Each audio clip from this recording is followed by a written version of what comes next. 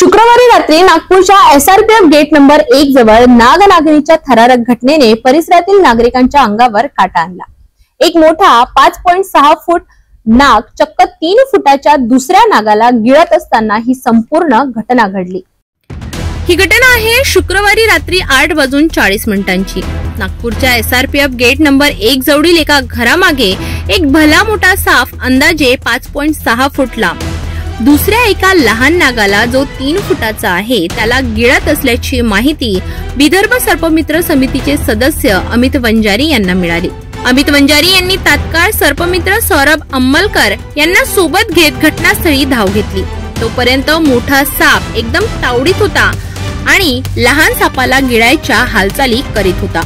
याच दरम्यान छोटा नाग घरातील कॉलमच्या एका बिळामध्ये घुसून लपून बसला।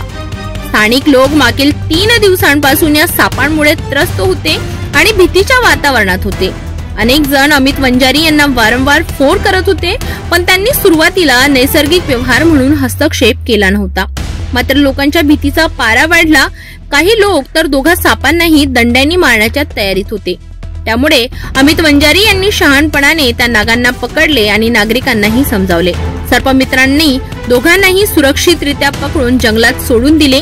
त्यांनी वेळेवर केलेल्या या समजदारी आणि धाडसामुळे 2 निष्पाप जीव वाचले आणि परिसरात पुन्हा एकदा शांतता प्रस्थापित झाली। सर्पमित्रांच्या या धाडसाने आणि सुजवतीने कौतुक करायला हवे।